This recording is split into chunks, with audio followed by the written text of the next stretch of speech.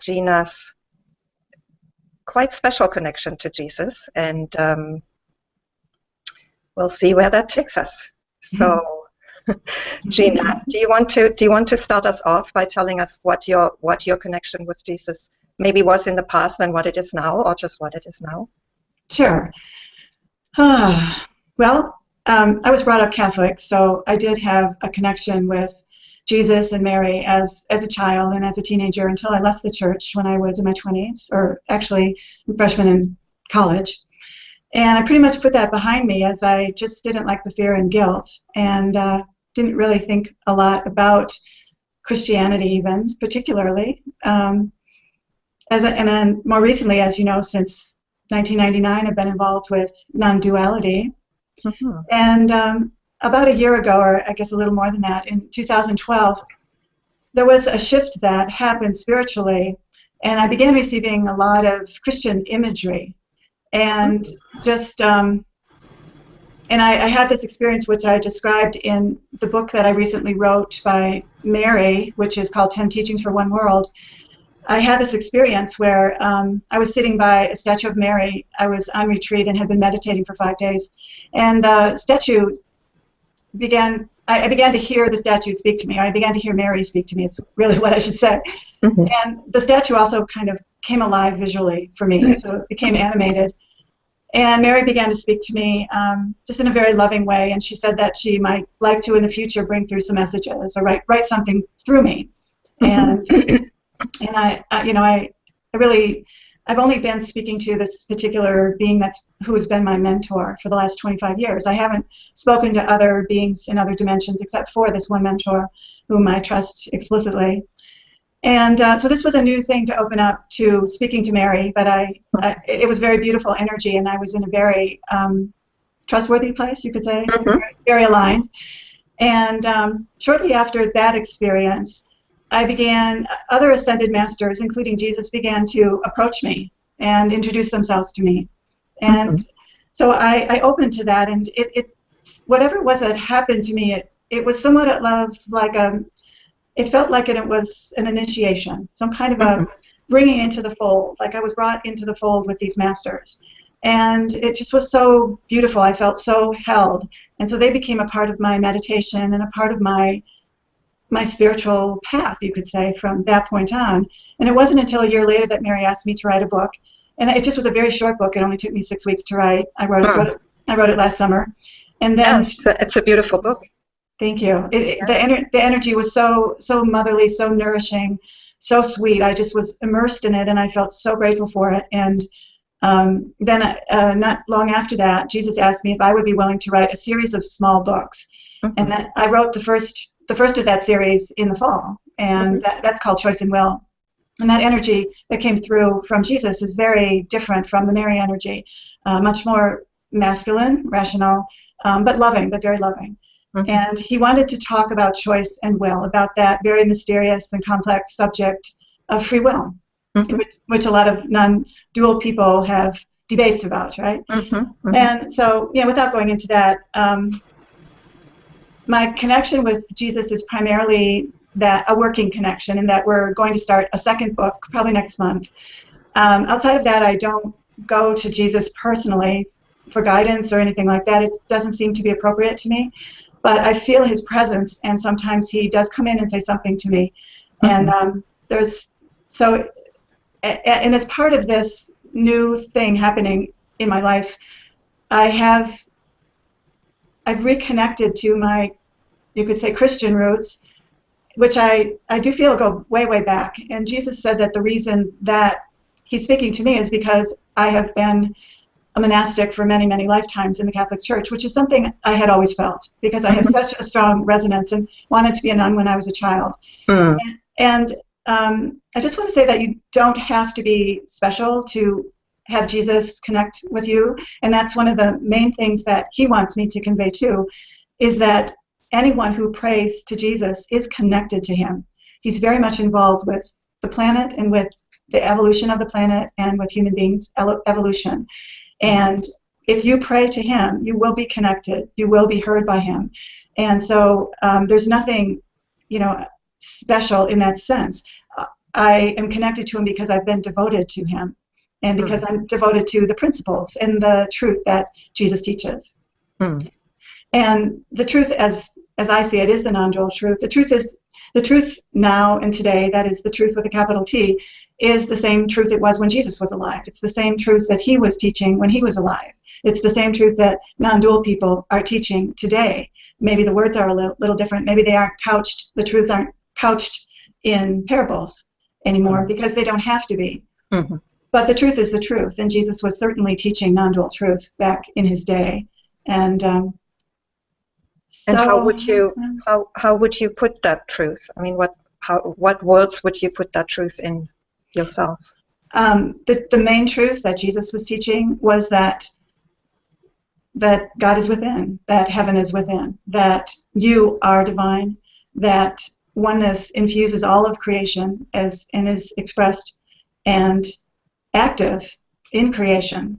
And this is perhaps one difference between how some non-dual teachers speak about the truth, and not all of them, and how Jesus would speak and how I would speak, is that this oneness that non-dual people speak about is here in this earth, in this duality. It is infused throughout duality. The oneness came alive through duality.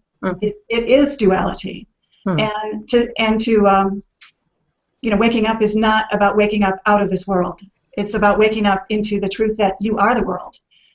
And so I think that's a very important distinction. And one of the things that Jesus said to me when I asked him about if he would be a non-dual teacher today, and you put this up on your website, was that he would be a non-dual teacher if it meant that non-dual teaching brought people into their divinity and into active participation in the world, if it transformed individuals and the world, and was not just for personal liberation and escaping the world.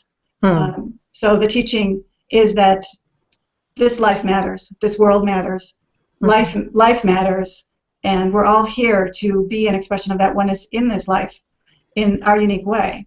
And Jesus was wanting to be sure that people knew that human beings could be God, that he was a model of divinity walking the earth.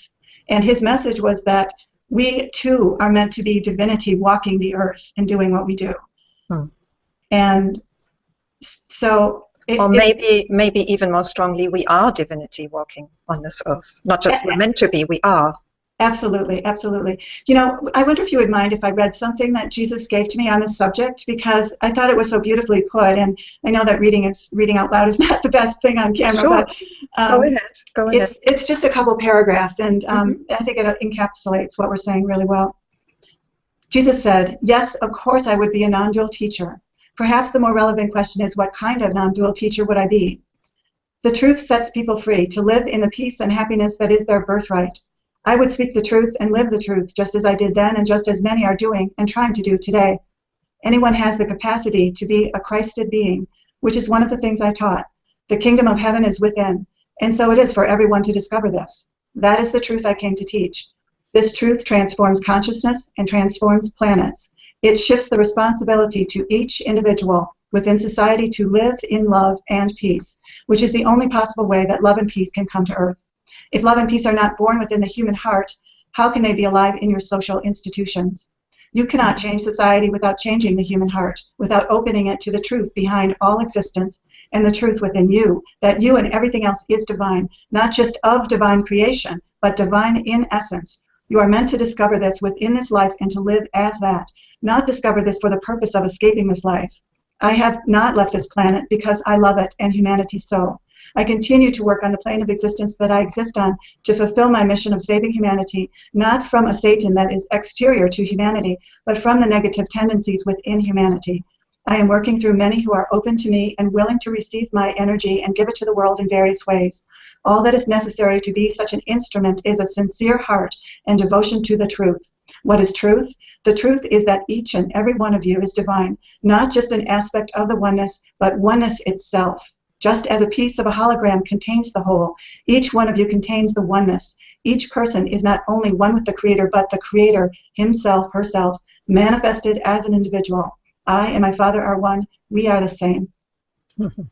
So what you said, Grace, absolutely, that the oneness is here. It is us. It's not separated out. And so duality is oneness. Yes. Mm. Yeah. Yeah.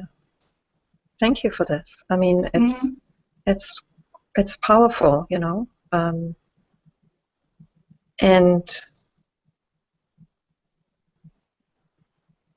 it's kind of touching to hear this so directly, presuming that this is Jesus' teaching. And, you know, I did want to talk to you about this because I think also the people who are in the retreat would be interested in hearing about this. You know, like somebody who doesn't know anything, I mean, just to use the word channeling, because this is really what you're doing, how can you know? I mean, you know, it's just I'll just ask a kind of very innocent question. How can you know that this is really Jesus speaking to you or through you? Yeah. It's not possible to know for sure. And so for me, it's never been possible for me to know who I was speaking with, or for any channel to know that. There is a certain energy that you're in touch with in addition to the words that has a uniqueness and individuality to it. So the various beings that I speak to have their own individualized energy and their unique tone and way of speaking and way of being that defines them or identifies them to you, and yet you don't really know if that energy is Mary or is Jesus. You don't really know that. And there's so many things in life we can't know. But for me, what's important, and this is something that Jesus said in the introduction to Choice and Will, is that it's much more important that the words are helpful to you, that they ring true, that they speak truth to you, than to have than where they came from. And so every time I've ever written anything that came from these other dimensions, it was always up to me to decide whether it was worthy of putting out to the public, whether it was helpful, whether it was good, whether it was true to me. And really, that's all I can say, is that what I've written has been helpful and true to me, and so I offer it as possibly helpful and true to someone else. It's helped me evolve, and that's the test. The test is in the effectiveness of the words, how they help you to live a more loving and peaceful and true existence. And for me, the beings that I'm speaking with have given me gift after gift after gift of insight and understanding and truth and compassion and love and wisdom. And so I can no longer question this. You know, I had years. Yeah, I've had plenty of years of questioning, and I've always, you know, had a part of me that was asking that question. You know, is this true? Is this true? And you know, I just have to let the words speak for themselves. And the thing about channeling, and I hate to use that word because it's like a dirty word. The religious people don't like it. The scientific people don't like it. No one's happy with it except New Agers who created that word. But the truth is that all of us are channeling or bringing through energies, information, ideas, inspiration, art, music, all sorts of things from the other dimensions, because we are not alone. We are connected in this oneness to other dimensions who are assisting the evolution of this dimension. And how do they communicate with us? They communicate with us. They have to use our minds. They use our ability to perceive on certain subtle levels. And certain people, like myself, have the ability to just receive their words in our heads, we're like telephone receivers. And the words come into my head as clear as a bell. As if I'm having a conversation with you, I can have a conversation equally easily with one of these beings. And I don't have to be in a special state of consciousness or anything. And this is a great gift. It's you know, it's not mediumship where an entity comes into my body and uses my body and I'm unconscious. That's one. Mediumship has given channeling a rather bad name because there have been all sorts of negative entities who have entered people's bodies and used them, and I would not allow that. I don't need to do that. So if you reach a point where you're able to receive words, and I've heard Adyashanti has said often in stories that he's told about himself that he's received words in his head that told him to do this or that, a sentence here and there. Eckhart Tolle said power of now was just given to him. It was just, he just sat down and it poured out of him. And this is true of so many works of art, so many books. This is not that unusual a phenomenon, but if it happens within the context of a religion to a priest or a nun or something, they call it a miracle and they respect it. But if it happens outside of a religion, it's the devil.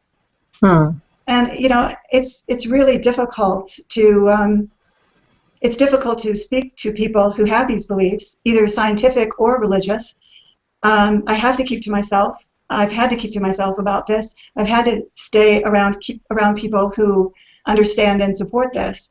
But to me, it is the greatest gift in my life, and I know that I'm here to share it, and I cannot turn my back on it. I cannot deny it.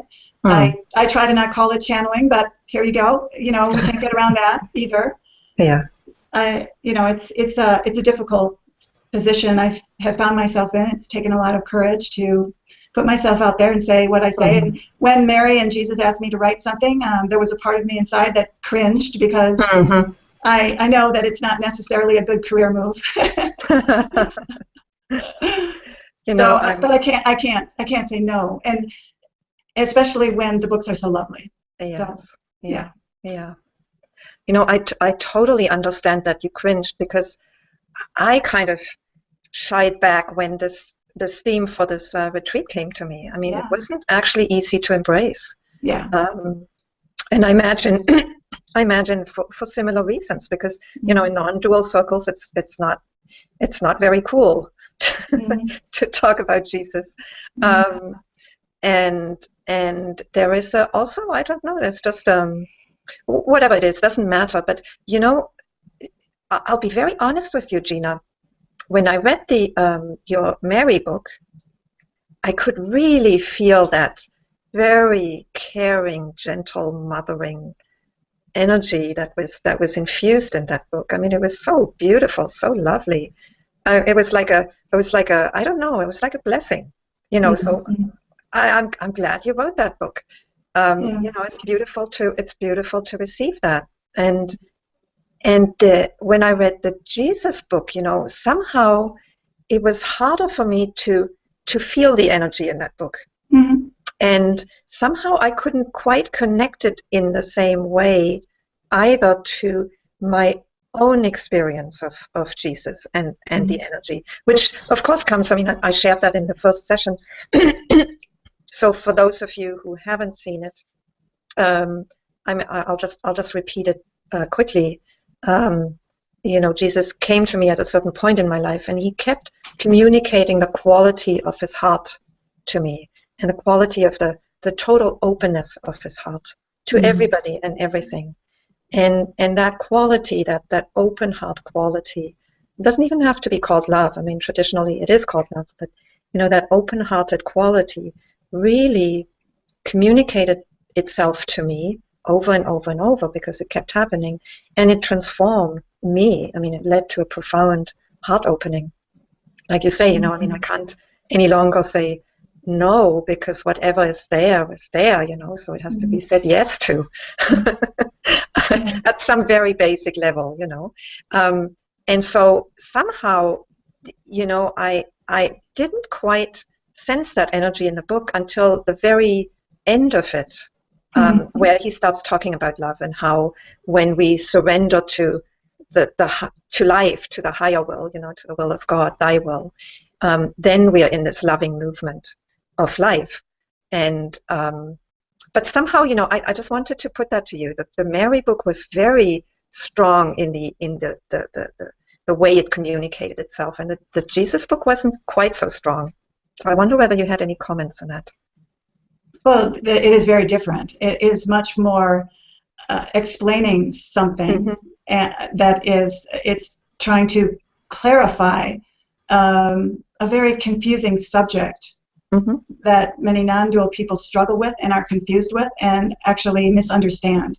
And so I think that he just wanted, through me, to connect with people who are struggling with that idea or misunderstanding that idea and correcting it. And it is just, there are, I understand, going to be 3 books. So that was just, it's Okay. just a small book.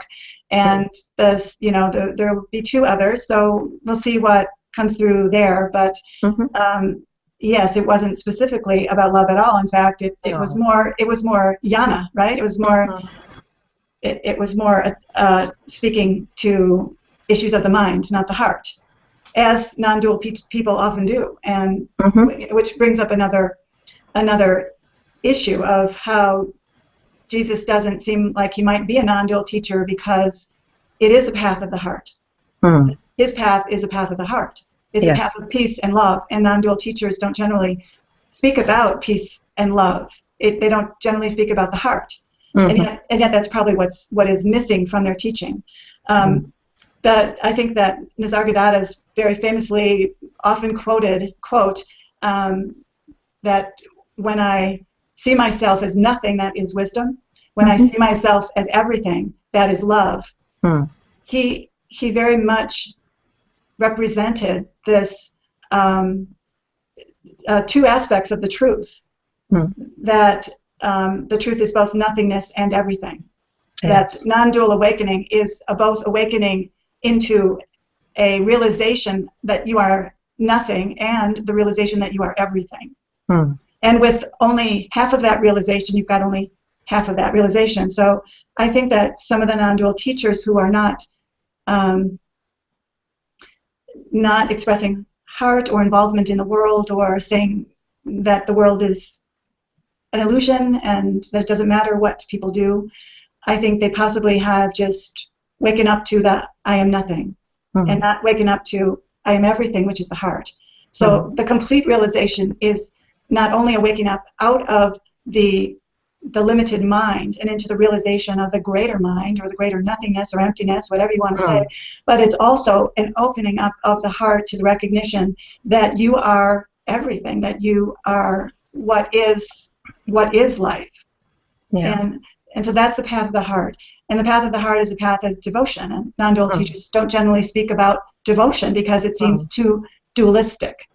Yes. But many of the teachers did have devotional practices, including Nisargadatta. So there is room. There are 2 sides to the coin of realization. And if you have only one side of that coin, and you've not seen that you are everything, then there's going to be a dryness and a lack of heart in your teaching and in your way of being.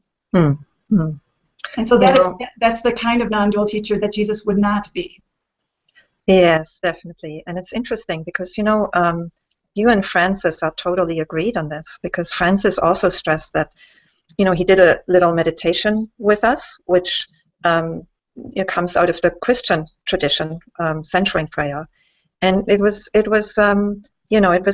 directed into, or the focus was in the heart. And he said exactly the same thing. He said, the waking up into the world and the heart dimension of all of this is just incredibly important. And just to add, actually, your Jesus book, it's beautifully clear. And actually, I really resonated with the way it speaks of free will, because the main theme, correct me if I'm wrong there, is as long as there's not a realization of our unity with life, with everything, of oneness, there is a sense of individuality. And as long as and if there is this sense of individuality, there is free choice in the sense that we can choose whatever. And there will be also an opposition between my will and thy will. But at some point, as oneness, and to the extent that oneness is realized, there is no longer a distinction between my will and thy will. And then it really is thy will be done, because that is life unfolding. That is life happening in us, around us, everywhere. And so there's no longer this opposition, and there's no longer any point to free will, because all that's happening is life unfolding, and we do our part in it. Yeah. Is that a I can't disagree with anything that you said. I agree with it, and I wouldn't mind giving a little synopsis myself. Yes, go ahead, please do. It can be really simply stated in a couple of sentences, really, just that the picture that this book paints is that, first of all, when we are deeply conditioned and not free from believing that we are the mind, the ego, and the made-up self that the mind creates, as long as we believe that we are that, then in a sense we don't have free will, because we're just acting out of our conditioning. We're following our thoughts, we're acting out our feelings. We're not, we think we have free will, we think we're making choices, but it's a very robotic kind of existence where our conditioning is running the show. Our programming as a human being is running the show. The ego's running the show. And then I've forgotten about this. I'm glad you're adding that in. and then there comes this blessed moment in our how many hundreds of lifetimes when we, and so many people are waking up to this now, when we realize that we are not the thoughts that run through our mind, and that we have a choice about whether to believe them or not. And we have a choice about how to react to life. We have a choice in what kind of attitude, beliefs, and actions we have in response to circumstances we find ourselves in. We have a choice. And this is most of the people that are reading my books, that I'm involved in a teaching kind of a role, are at this very crucial place where they're just discovering, or they have discovered, that they are not their thoughts and they're not their feelings. And how to live in the world when you discover that is a very, very rich place, and we're all learning to do that. We're all learning to embody this truth more and more. And so as we learn to do this, there is a moment-by-moment choice of whether to believe our thoughts or not believe our thoughts. And that's going to create a very different existence. If we believe our thoughts, we'll go back to the robotic existence, the programmed existence. If we don't believe our thoughts, we will have to discover a new way to live from essence, to live from our essence. And so this, in order to wake up and to really learn to embody that, there is a choice to be made moment by moment of what we give our attention to. Are we going to give our attention to our thoughts, to the old programming, or the here and now? The here and now, if we give our attention to the here and now, we will drop into the flow, we will express our essence, and we will begin to learn to live more and more from that place of thy will. When we become very, very adept at living in the present moment, then the mind has lost its pull, or is nearly disappeared, if not disappeared. And when there is no longer a choice between the mind and the present moment, there's no choice. So we're back to being in a place of there's no choice anymore. There's just thy will. When you only have one choice and not two choices to make, something to choose between, all you have left is one choice, which is thy will, then you don't even call that a choice. That's just living in alignment with thy will. So it's interesting. It's often called the choiceless choice, right? The choiceless choice. So it's interesting that prior to this moment, prior to awakening, our life can feel choiceless in a sense. We're a victim of our programming. And after we've fully deepened into the awakeness, we also move into a place where choice falls away and it's no longer an issue. But for the many, many people who are waking up today, for the people that non-dual teachers are here for, choice is so critical. So for me to tell people that you have no choice when they're at that point, when they need to choose to be present in the moment in order to continue to unfold in their evolution, it is a silly teaching. It's silly to tell people who are still in the midst of seeing that they need to choose to be present, to tell them they don't need to choose. That's premature. It's premature. Right. Those people must be speaking from a place, I'm not even sure they are, but they presumably are speaking from a place where they no longer feel that that choice is viable. But that isn't a good teaching for those who still feel the choice is there. Yes. So I think this is a very important point to make, and it's an important point for the non-dual people, people involved in these teachings to understand, because if they think that they don't have to meditate, that choosing presence isn't a choice that's necessary to make, that they don't need to do anything to unfold further, this is not a helpful message. And there are a lot of teachers like myself who are trying to correct this within non-dual circles. It's just not a helpful message for a lot of people. What we discover even after awakening, that there is a place for meditation, that there still may be a need to choose. You know, conditioning can come up even when you're very far along the path. After awakening, conditioning can still come up, and at that point, you need to choose to be aware that you've been caught, and you need to choose to maybe be present with whatever feeling you're stuck in, to be present to it, and to inquire, and to do use your tools to unravel that knot that has caught you, and this is how conditioning gets healed.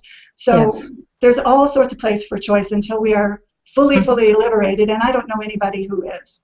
Yes. You know, I so agree with you.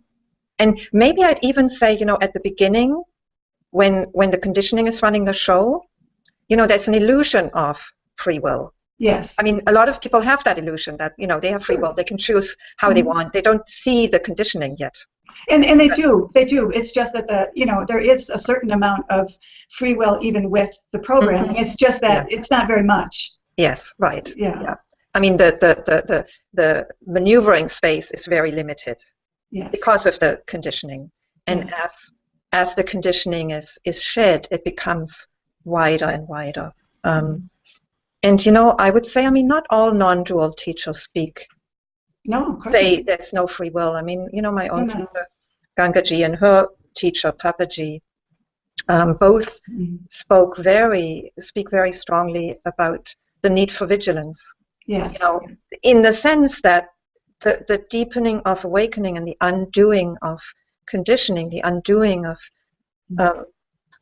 you know, Maya, you know, the veil that veils the full beingness. I mean, that just keeps happening. That keeps happening. And certainly, you know, in my own life, I see that kind of going on and going on and going on, and it gets more and more subtle as the years go on. You know, it gets more and more subtle, but it's still going on. Yes. And I agree. Most of the non-dual teachers that I know do not speak in such absolutist terms, but the few that do have had quite an impact on a lot of people. Right. Yeah. And people, the non-dual teachers who speak in such absolutist terms, I think because they've been so blown out of their small self, and their small self they've been so blasted out into a place of no self, that they seem like they are so they've reached the ultimate, because it's such an unhuman kind of a place. A place that is, you know, a place where there is no desire or no will. It's where there's no desire and no will is a place that human beings have a hard time understanding. So they're very impressed by this idea that there's no self, there's no will, there's no desires. But it seems that there's something missing there in that realization. In that, to me, it seems that. It seems that I just don't see love there. So you know, to me, if there isn't love in some teaching, I can't. It confuses me. So any speaking of the truth to me needs to include a love and awe and wonder of this gift of life that is all around us. Yeah. And you know, in many teachers, it does. Except that I find, you know, often the main focus of the teaching is on the waking up and the mind, and you know, the aspect of love, of the, you know, and devotion and heart opening. It tends to have second place. Yeah. And you know, I found that even in Adyashanti's Resurrecting Jesus book also, you know, the bulk of the book is about understanding the story of Jesus, his life story, as a symbol, as a metaphor for spiritual awakening. And you know, he even says the healing ministry, the face of the healing ministry in Jesus, it's like it's just a face, and really ultimately that wasn't what he came to communicate. And that may be true, but you know, to me the healing is so essential, because that's an expression of love. That's a direct response to suffering in people. And why, if he's able to heal, why wouldn't he? And of course, you know, people will come and they want to be healed, they want to be fixed, and they don't get the spiritual message in this. And Adyashanti writes very beautifully about that. You know, he sometimes, you know, Jesus said, I can't remember just quite how he puts it, but you know, there was healing physically, but there was also an invitation for them to heal spiritually. And Yes. people didn't necessarily understand that Mm-hmm. because they were so focused on the physical healing. So there's an important point there. But, you know, I also feel that the physical healing or any form of healing, mental, emotional, it's an expression of love. Yes. And what's wrong with that? You know, and why does that need to get second place? Hmm. Well, Adyashanti obviously has a huge heart connection with Jesus and has a very open heart himself. And yes, and yet he is a teacher in his own way of using words and speaking about awakening as he does. Yeah. Yeah. Yeah. And yet, you know, I have a beautiful quote from him on the Living from Love website where he talks about love as being the ultimate nature of reality. Mm-hmm. So it's like, you know, he's yeah, you wanted a little more juice, but you know, you'll have to write that book yourself, I guess. That's why we're all different. That's why we're all here, because this truth as it comes through each of us as a unique instrument is going to be slightly unique, you know? Yeah. Yes. And you know, and go ahead. And maybe it's a male-female thing too. Maybe that's what we as women are here more to speak about than some of the men, you know? Mm-hmm. Yeah, very possibly. I just know, you know, in my own unfolding, it's interesting because there are phases when love is calling very strongly, you know, and when this healing modality came to me, Heart of Love healing, which is really a form of healing that is based on love, on unconditional love, and the harmonization that takes place through that energy. And so healing is kind of periodically calling me back, and then I go back to, you know, focus more on awakening and the you know, the mind. But somehow I keep going back and forth, and who knows where that's going to take me? But that's your special contribution and piece in all of this. It's really beautiful how each of us is here to discover our unique contribution, and we're all equally valuable to the whole for that. Yes. Yeah. Equally valuable. So important to know that. You know, Jesus was so egalitarian. That's one of the things we are most impressed and most love about him, is how he treated everyone as valuable. Mm-hmm. This is the sign of a truly enlightened being, isn't it? Yeah. And it certainly still speaks to people today. But you know, I also wanted to say, I mean, it's your unique gift that you have that ability to channel directly, and you know, as long as people aren't fully grounded in being, there's also a need to hear the truth spoken, isn't there? It's very powerful. It was very powerful for me to have such words of compassion, love, and wisdom given to me at times when I was struggling. Yes. And you know, we serve that for each other as friends, as therapists. We serve that for each other. But it's very powerful to have these words come from this other dimension that often carry this other dimension with it, carry the energy of the being. This is something that moves people and touches people even in ways that they may not even realize. And so I feel so blessed to be able to be connected to that energy. And I just don't know how people who don't have that connection, I really feel for how difficult life must be, because I know that even with this connection, life is difficult. It's very difficult being a human being. It's been difficult to be me. And I've had this beautiful connection that is constantly uplifting me. And so I think one of the most important messages I want to give today, and Jesus also wants to give again, is just to say, and this is also throughout the Mary book, 10 Teachings for One World, be willing to receive the guidance and the love and the healing that is available from other dimensions. Open yourself. Believe and trust that there are beings on other dimensions whose sole purpose is to serve us. And, you know, open to that, because the door can only be closed on our side. It cannot be closed on their side. And we are all equally valuable. We are all equally worthy. I'm not any more special of receiving this connection. I just believe in the connection. I've been devoted to, I don't know, saints or beings on other dimensions. It's been easy for me to believe that they exist. It's been easy for me to feel their energy, to feel them. But if you want to, if anyone wants to, just be willing to feel it, to connect. Throw it out there. Make that intention. Invite Jesus. Now I'm sounding so Christian.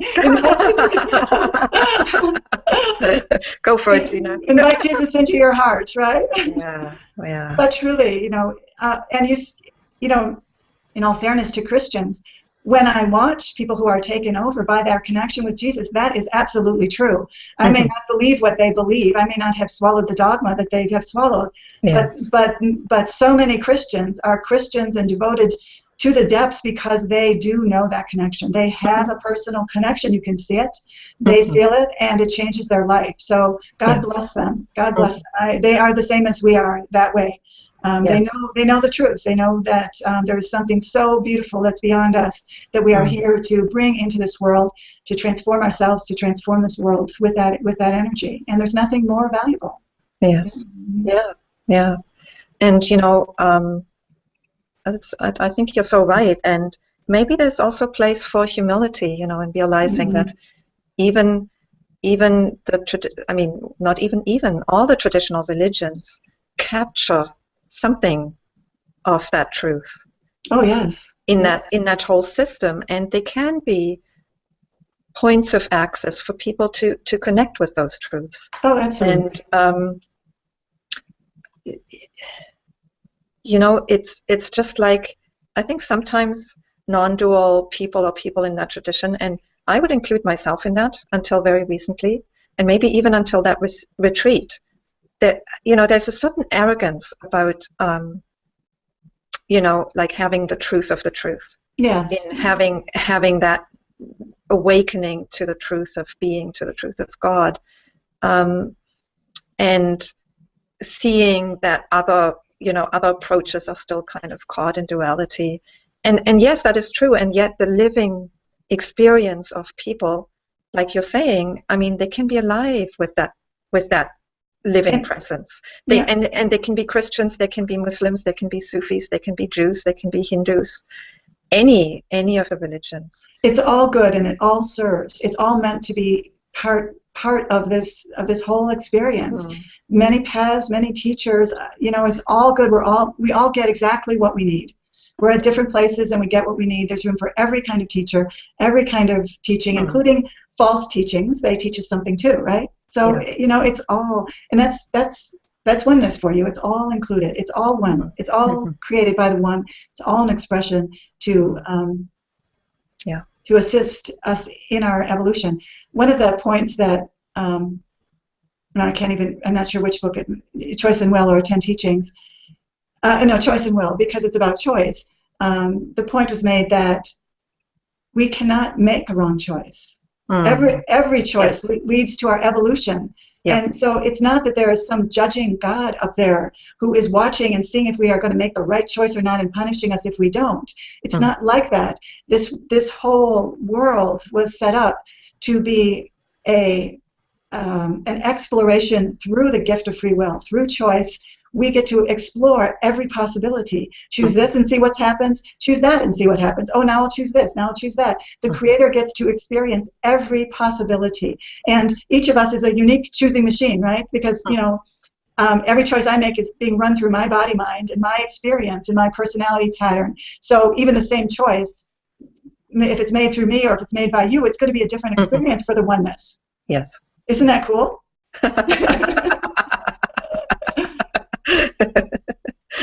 It's all good. It's all good. We can't. How benevolent, how beneficent this life is that we cannot make a mistake. That it's all evolving us and everyone else. Every single choice we make evolves all of us, and where it's evolving us is towards becoming more loving human beings.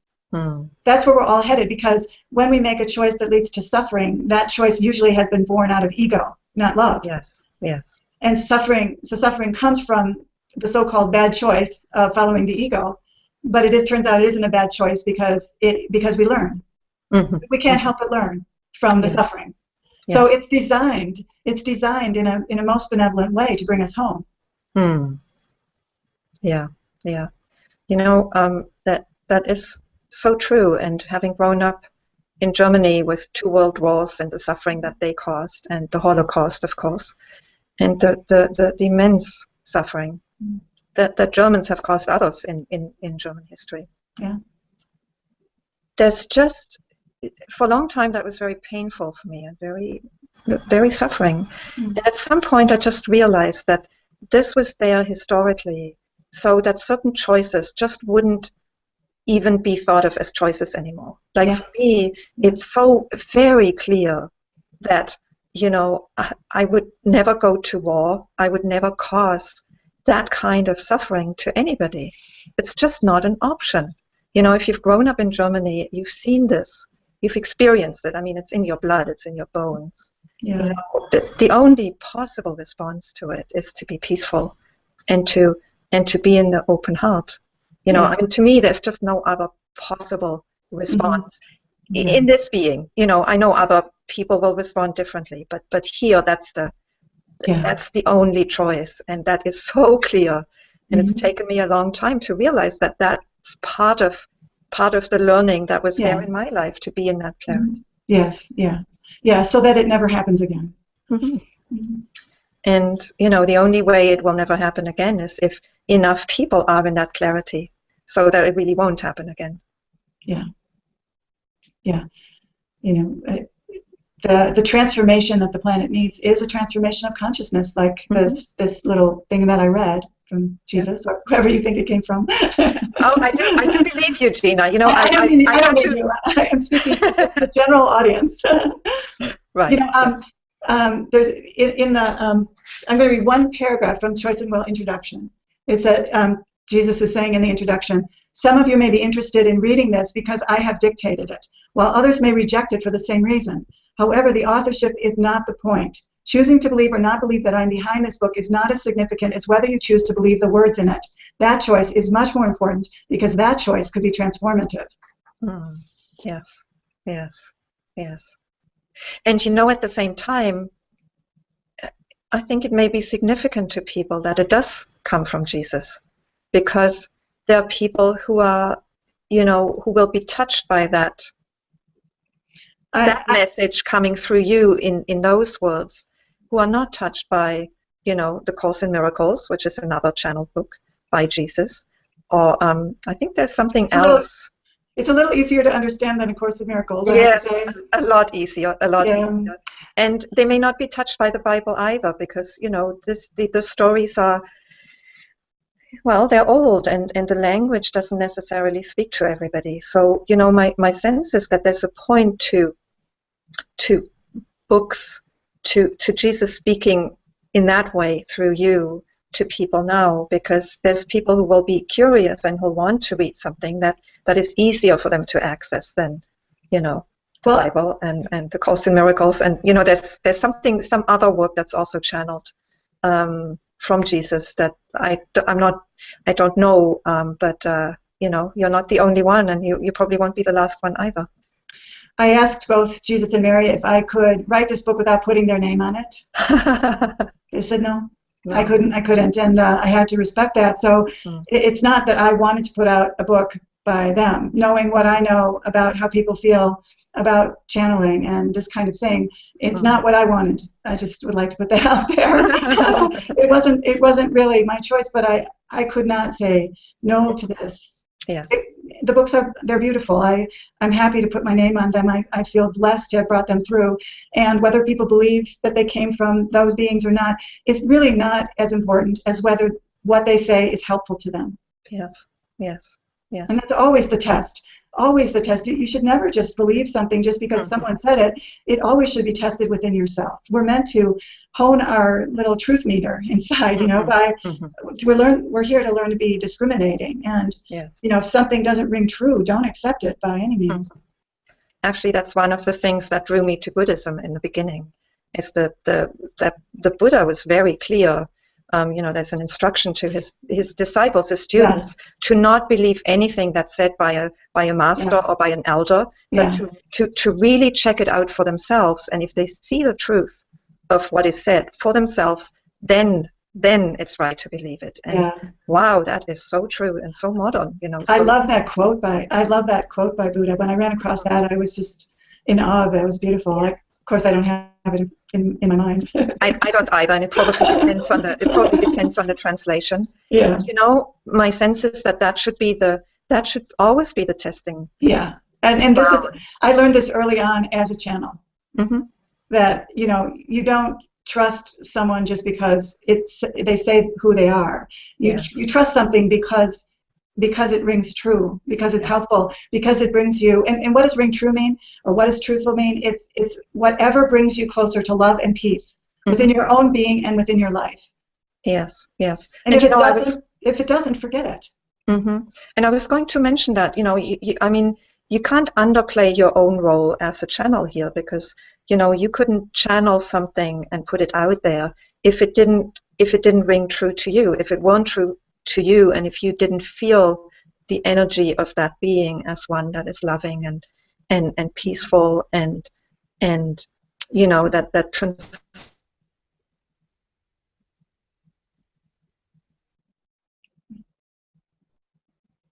I think we lost her.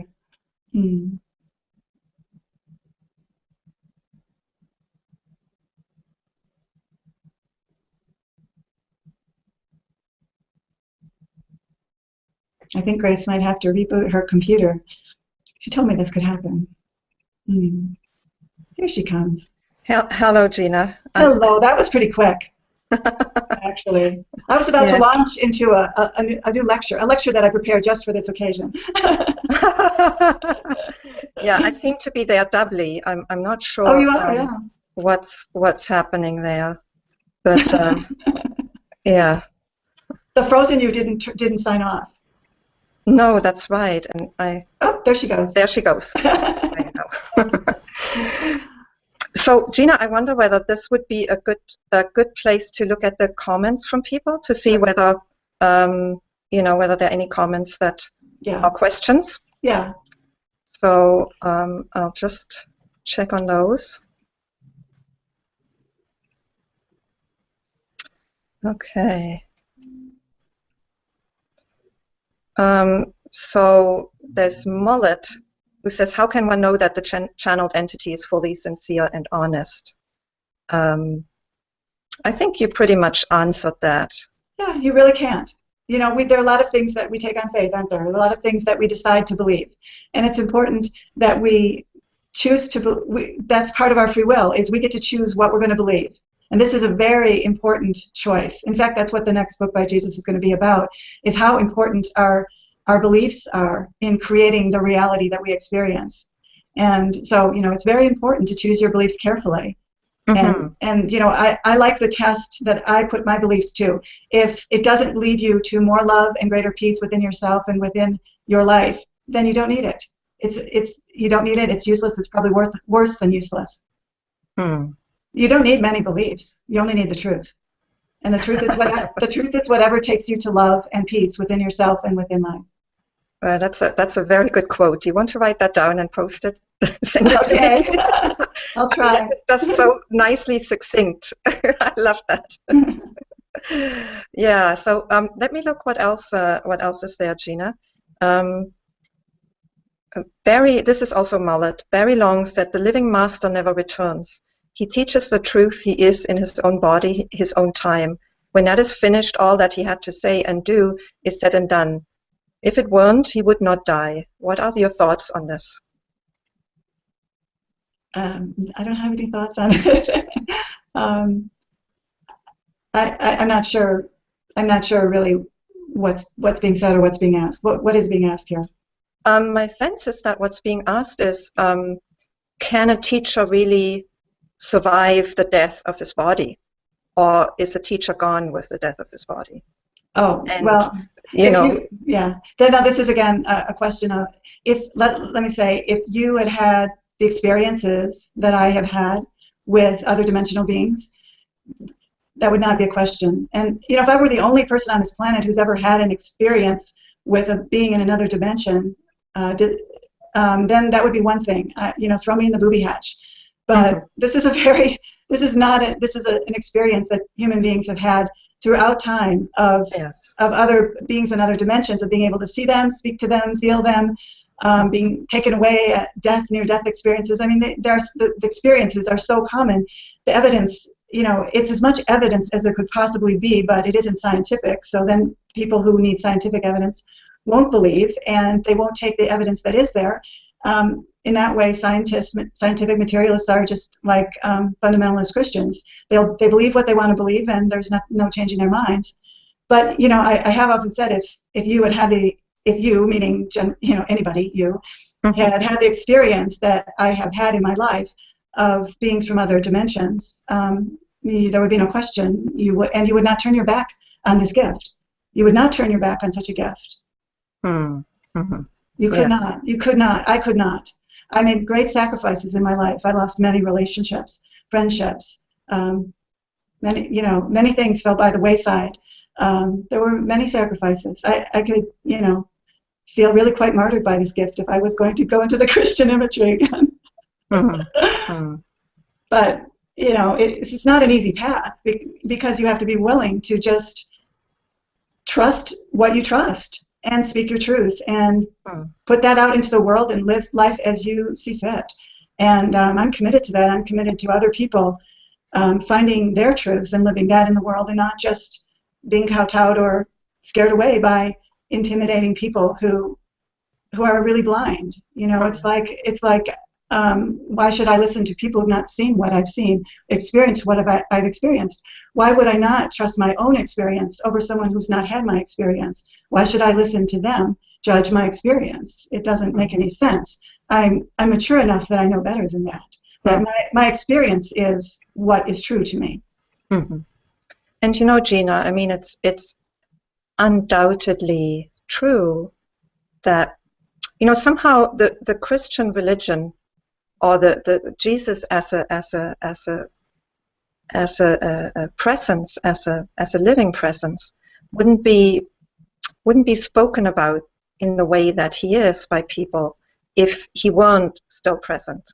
Somehow, and in the Eastern tradition, I mean, it's very well known that Eastern teachers have a way of connecting with people even after their death, like Ramana Maharshi, has connected with many people, including Francis Bennett, who felt very, very feels connected with him, and other teachers too. So my sense is also, we want to kind of somehow understand things with our minds, and there is a bit of a mystery as long, I think, as we're not fully, our minds are not fully liberated.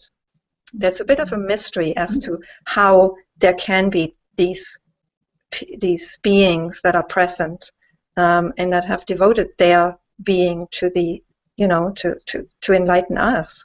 But undoubtedly that is so. I mean, I wouldn't have a doubt about it either. But it's also okay for those people who doubt it to doubt it. Yeah. This life, this world is so miraculous, so mysterious, so beyond our comprehension that really pretty much anything is possible. Yes. And just because just because we don't want to, or it isn't in our experience, we don't want to believe it, isn't in our experience, or someone tells us not to believe it, or it doesn't fit our paradigm, or it doesn't fit our religious beliefs. There's so much in that category, isn't there? Yes. And I mean, maybe there's really also disagreement. I mean, maybe Barry Long really felt that was the truth. So otherwise he wouldn't have said it.